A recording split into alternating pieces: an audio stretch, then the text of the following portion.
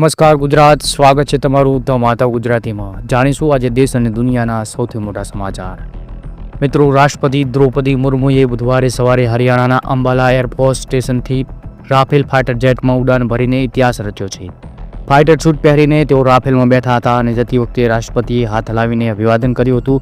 આ દરમિયાન રાષ્ટ્રપતિનો squadron leader Shivangi સિંહ સાથેનો ફોટો પણ સામે આવ્યો હતો, જેણે પાકિસ્તાનને ઓપરેશન સિંદૂર દરમિયાન પકડવાનો દાવો કર્યો હતો.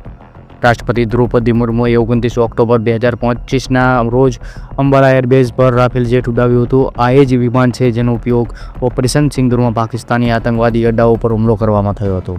જાણીશું આગળના સમાચાર. ગુજરાત રાજ્યમાં હજુ આગામી 7 દિવસ સુધી કમોસમી વરસાદનું સંકટ યથાવત રહેવાની હવામાન વિભાગે આગાહી કરી છે. આ સમયગાળા દરમિયાન રાજ્યના ઘણા વિસ્તારોમાં હળવાથી મધ્યમ વરસાદ વરસી શકે છે.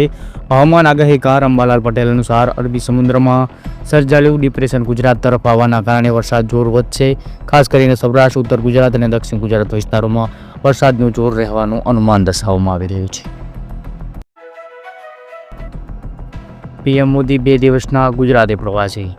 કેવડિયા સ્થિત સ્ટેચ્યુ ઓફ યુનિટી ખાતે 31 ઓક્ટોબરના રોજ સરદાર વલ્લભભાઈ પટેલની જન્મજયંતિ નિમિત્તે યોજાનારા રાષ્ટ્રીય એકતા દિવસની ઉજવણીના કાર્યક્રમમાં વડાપ્રધાન નરેન્દ્ર મોદી ઉપસ્થિત રહેનાર છે, જેને લઈને 30 અને 31 ઓક્ટોબરે વડાપ્રધાન કેવડિયા પ્રવાસે છે.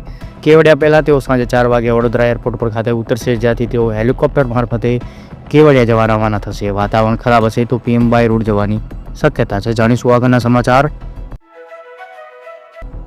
અરવલ્લીની ગિરિમાળાઓમાં વિરાજમાન મા જગતજનની અંબાનું મંદિર વિશ્વભરમાં વિખ્યાત છે, ત્યારે દરરોજ હજારોની સંખ્યામાં માઈ ભક્તો મા અંબાના મંદિરે પહોંચી માતાજીના દર્શન કરીને ધન્ય અનુભવે છે.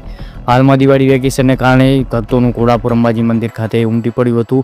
મોટી સંખ્યામાં ભક્તો દૂર દૂરથી મા જગતજનની અંબાના દર્શન અને માતાજીના ચરણોમાં શીશ નમાવવા માટે અંબાજી પહોંચ્યા હતા. ભક્તોએ મંદિરના ભંડાર છલકાવી દીધા હતા અને હાથ ખોલીને દાન કર્યું હતું, જેમાં 1.25 કરોડનું દાન કરાયું હતું, જેમાં 400 ગ્રામ સોના સહિત 1.10 કરોડ દાનપેટીમાં ગુપ્ત દાન કરાયું હતું. જાણીશું આગળના સમાચાર. સુરતના 7 યુવાનો શિરડી દર્શન કરીને પરત વતન ફરી રહ્યા હતા, ત્યારે સુરત સ્કૂલ બસ કોન્ટ્રાક્ટર વિક્રમ ઓસવાલે કાબુ ગુમાવતા ફોર્ચ્યુનર પલટી હતી, જેમાં 2 યુવાનના ઘટના સ્થળે જ મોત થયા હતા, જ્યારે એકનું સારવાર લઈ જતી વખતે રસ્તામાં મૃત્યુ થયું હતું. 4 યુવકને ઈજા થતાં સારવાર માટે નાસિકની ખાનગી હોસ્પિટલમાં ખસેડવામાં આવ્યા છે. 2ની હાલત ગંભીર હોવાનું જાણવામાં મળ્યું છે. જાણીશું આગળના સમાચાર. ગાંધીનગર શહેરી વિસ્તારમાં સરદાર વલ્લભભાઈ પટેલની 150મી જન્મજયંતિ નિમિત્તે ઉમિયા પરિવાર દ્વારા લગાવવામાં આવેલા પોસ્ટરો અને બેનરોને અસામાજિક તત્વોએ ફાડી નાખતા ભારે રોષ ફેલાયો છે. આ ઘટના વિરોધમાં ઉમિયા પરિવારના આગેવાનો અને તમામ સમાજના લોકોએ આજે કલેક્ટર કચેરી ખાતે પહોંચીને તંત્ર સમક્ષ ઉગ્ર રજૂઆત કરી હતી, જેમાં તાત્કાલિક ધોરણે અસામાજિક તત્વો સામે પગલાં લેવા ઉમિયા પરિવારે માંગ કરી હતી. જાણીશું આગળના સમાચાર.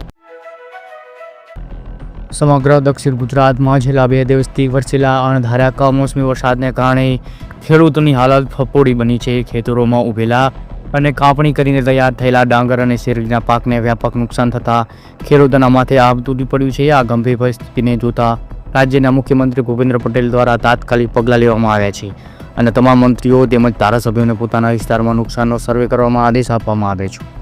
જાણીશું આગળના સમાચાર. ગુજરાત રાજ્યમાં હજુ આગામી 7 દિવસ સુધી કમોસમી વરસાદનું સંકટ યથાવત રહેવાની હવામાન વિભાગે આગાહી કરી છે. આ સમયગાળા દરમિયાન રાજ્યના ઘણા વિસ્તારોમાં હળવાથી મધ્યમ વરસાદ વરસી શકે છે. હવામાન આગાહીકાર અંબાલાલ પટેલ અનુસાર અરબી સમુદ્રમાં સર્જાયેલું ડિપ્રેશન ગુજરાત તરફ આવવાના કારણે વરસાદ જોર વધશે. ખાસ કરીને સૌરાષ્ટ્ર, ઉત્તર ગુજરાત અને દક્ષિણ ગુજરાત વિસ્તારોમાં વરસાદનું જોર રહેવાનું અનુમાન દર્શાવવામાં આવી રહ્યું છે. ત્યારે બીજા સમાચાર ખુશીના આવી રહ્યા છે કે સોના ચાંદીના ભાવમાં મોટો ઘટાડો દેખાઈ રહ્યો છે. આજના દિવસમાં સોનું 13,000 અને ચાંદી 29,000 સસ્તી થઈ છે. શું હજુ ભાવ ઘટી શકે છે કે વધી શકે છે? આના વિશે તમે શું વિચારી રહ્યા છો તે કોમેન્ટમાં જરૂર જણાવજો. અને હા, તમે ક્યાંથી વિડીયો જોઈ રહ્યા છો તે પણ જરૂર અમને કોમેન્ટ સેક્શનમાં જણાવજો. અને આવા જ સમાચાર જોવા માટે ધ માતા ગુજરાતીને સબસ્ક્રાઈબ કરો અને ચાલી રહેલા વિડીયોને લાઈક કરો. જય હિન્દ.